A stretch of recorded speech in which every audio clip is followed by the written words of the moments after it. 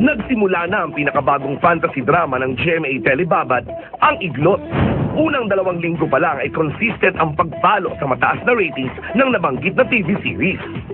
At isa sa dahilan ng maagang success na ito ay ang cute na si Milka Wainacion. Sandali, natutulog pa yung tao. Ingay-ingay. Aba.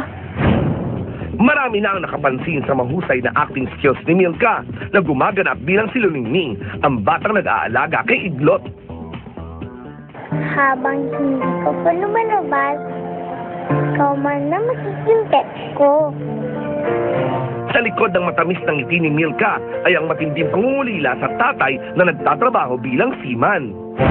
Gaano ba kahirap para kay Milka na mawalay sa amang nakikipagsapalaran sa laot?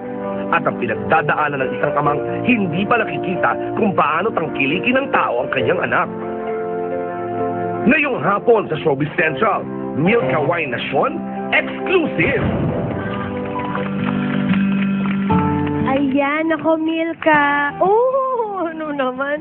Bakit ka umiiyak? Bakit? Okay ka lang ba? Ba't ka umiiyak?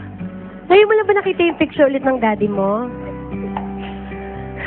Teka lang, para ako hindi makahinga dito. Milka, sige, ganito na lang. Halimbawa, napapanood ka ni daddy ngayon. Halimbawa, baka may makita ka niya sa YouTube, ganyan. Anong pwede mong masabi sa kanya? Papa?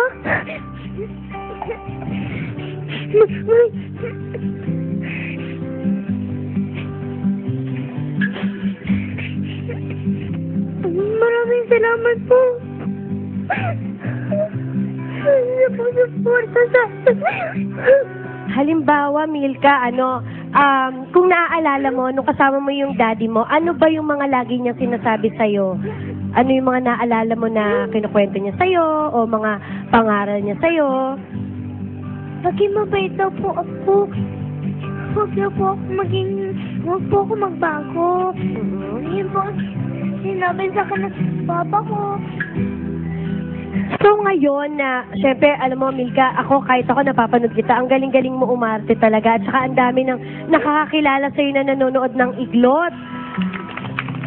Pag halimbawa nakikita ka nila sa mall, anong sinasabi nila sa'yo? Pag nakikita po nila ako, sabi po nilang, Iglot, Iglot. Iglot sabi sa'yo? Ano sinasabi mo sa kanila? Sabi ko po, ako po si Luningning, kaibigan ni Iglot. Ayan. Milka, syempre yung daddy mo, di ba, seaman siya, at saka, syempre, sa barko, baka mamaya, minsan hindi napapanood yung Iglot doon, pero pwede nga mapanood tayo sa YouTube. Kung halimbawa mapanood ka ni daddy, pwede mo siyang bigyan ng message ngayon kung mapanood ka niya. Anong message ang mabibigay mo sa kanya? Papa? Kailan po kayo uwi? Namiss ko na po kayo.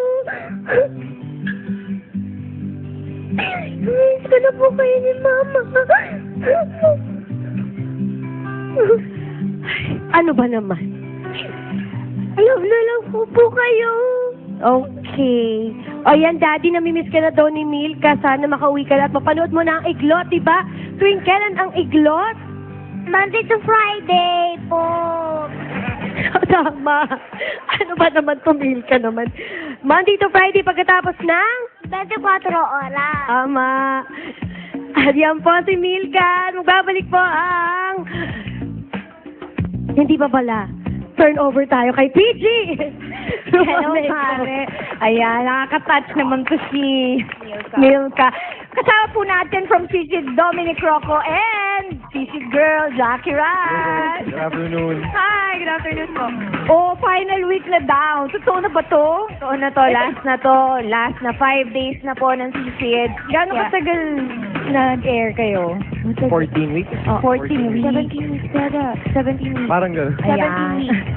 More or less, ganon.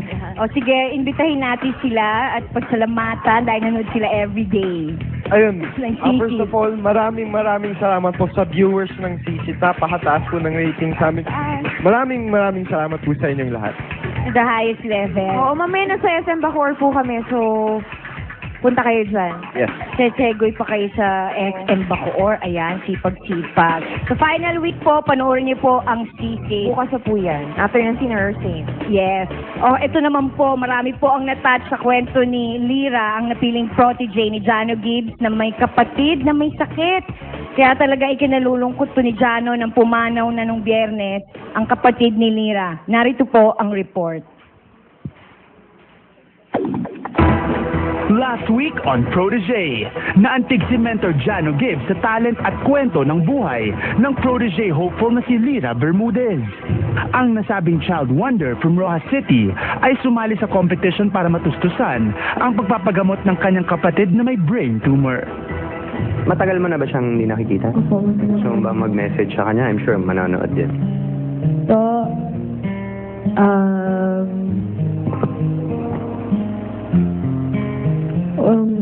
ay ako di subong para ang ginawa ko subong para ginisi mo kay palangga tagi kaya payo hagidaha kag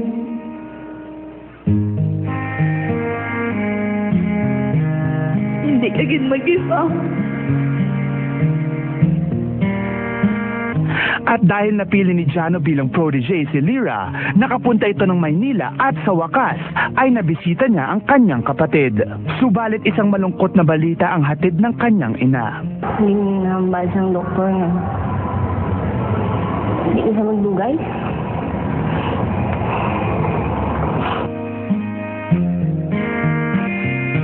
Tinawagan ko pa si Lyra that morning. Hindi ko pa tinatanong ko anong gusto niyang kantahin, gano'n. Hindi ko alam na wala na.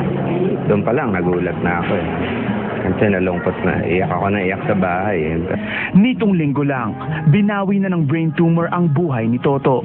At sa gitna ng pagluluksa ni protege Lyra, Mentor Jano went out of his way para makiramay sa kanyang protege. Tinatanong ko nga siya kung gusto niya ituloy o hindi, okay lang sa akin.